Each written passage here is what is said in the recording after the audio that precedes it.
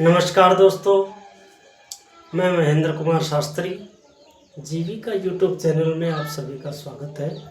और आइए हमारे प्रत्यय प्रकरण में हम चल रहे थे, जो कि हमने आपको कृदंत प्रत्यय में तव्यत, अनियर और क्षत्रिय प्रत्यय पढ़ा दिया था। इसका चौथा भाग चलेगा। चौथा भाग है हमारा सानच प्रत्यय।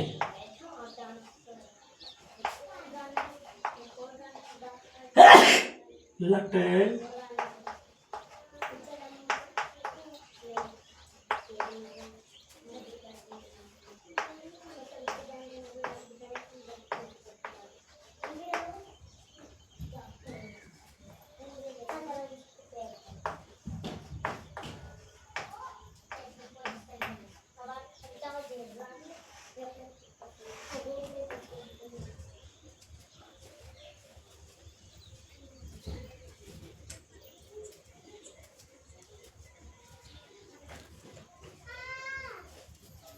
लट क्षत्रि सानचाओ प्रथम समानाधिकरणे। लट क्षत्रि सानचाओ प्रथम समानाधिकरणे।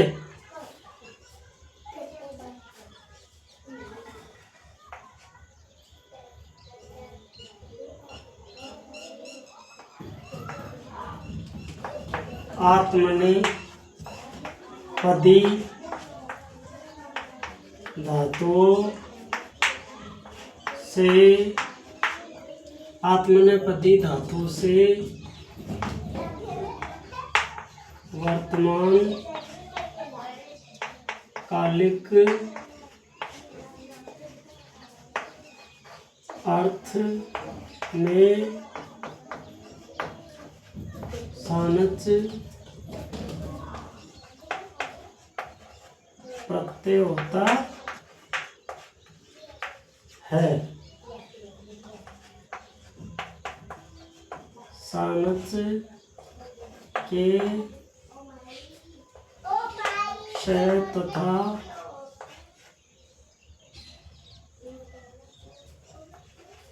च का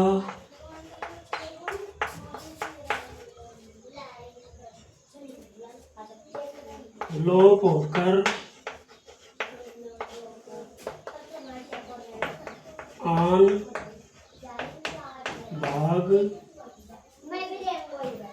भाग शेष रहता है। तो देखिए दोस्तों, वर्तमान का आत्मनेपदी धातु के वर्तमान काल के अर्थ में सानच प्रत्यय होता है। सानच प्रत्यय में से श तथा च का लोप हो जाता है, आन भाग शेष रहता है। आन का मान हो जाता है। कहीं कहीं प्रथम पुरुष के बहुवचन अंत्य के रूप में यहाँ आन का क्या हो जाएगा? मान हो जाएगा।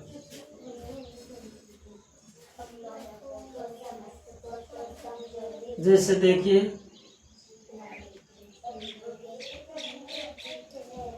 हमने लिख दिया यहाँ धातु प्लस प्रत्यय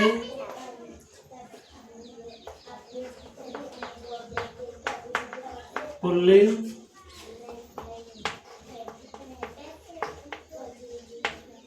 स्त्रीलिंग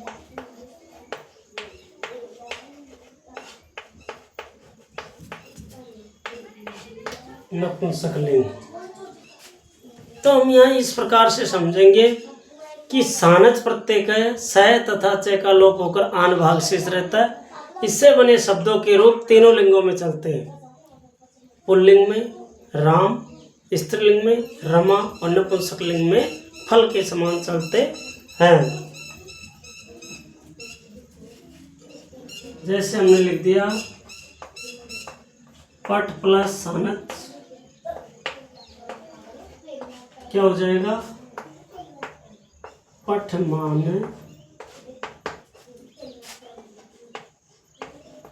पठमाना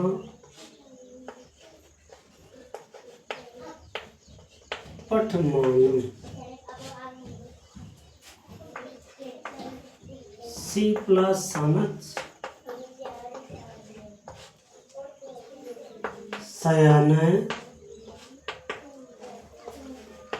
शयाना,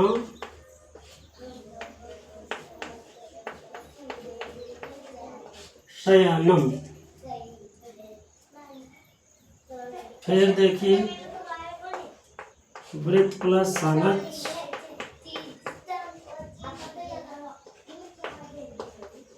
वर्तमान,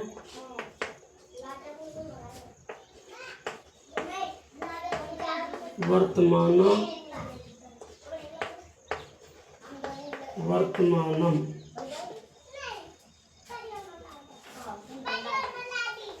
एद प्लस सानच,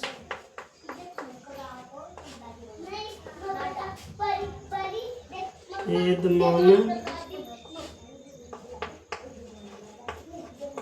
एदमाना, एदमानम। अब आपको इसमें समझने से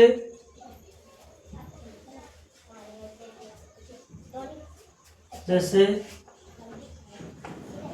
मुद प्लस सानच,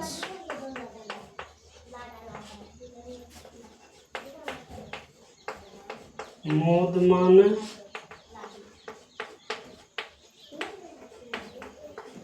मोदमाना,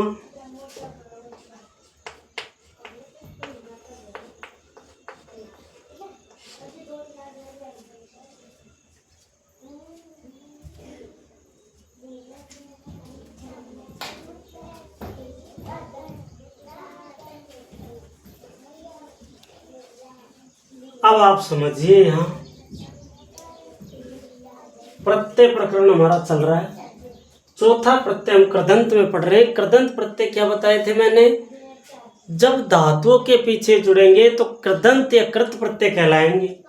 तो धातुओं के पीछे जुड़ने वाले कृत प्रत्यय में कौन कौन से प्रत्यय आते हैं, ये हम क्रमबद्ध तरीके से पढ़ रहे हैं, एक एक को पढ़ रहे हैं, स्टेप बाय स्टेप चल रहे हैं। तो यहाँ हमने पहले पढ़ा था सर्वप्रथम तव्यत प्रत्यय, दूसरे दिन पढ़ा हमने अन्यर प्रत्यय, तीसरे दिन पढ़ा हमने सत्रि प्रत्यय, और आज चौथे चैप्टर में चौथे भाग के रूप में पढ़ रहे हैं सानच प्रत्यय। सानच प्रत्यय का सूत्र भी वही है, लट है सत्री सानचाओ प्रथमा समानाधिकरणे। आत्मनेपदी धातुओं से वर्तमान कालिक अर्थ में सानच प्रत्यय होता है। सानच के श तथा च का लोप होकर आन भाग शेष रहता है। सानच में से स तथा च का लोप हो जाएगा तो ये स गया, इसमें से आ बचा, न है च का लोप हो गया, तो शेष क्या बचा? आन भाग शेष बचा। सानच प्रत्यय से बने शब्दों के रूप तीनों लिंगों में ही चलते हैं, क्योंकि ये क्रिया विशेषण होता है। क्या होता है? क्रिया विशेषण होते हैं। यहाँ लिख देता हूं मैं, ये क्रिया विशेषण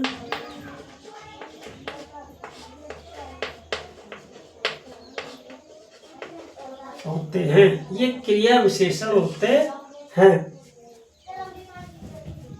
तो अब आप यहाँ समझेंगे, जैसे धातु, प्रत्यय, पुल्लिंग, स्त्रीलिंग, नपुंसकलिंग। मैंने यहाँ पठ धातु में सानच प्रत्यय जोड़ा है, तो आन जुड़ेगा, मैं हो जाएगा, यानी आन का मान हो जाता है। तो पठ प्लस सानच, पठमाने राम की तरह, पठमाना रमा की तरह, और पठमाना नपुंसकलिंग में फल की तरह।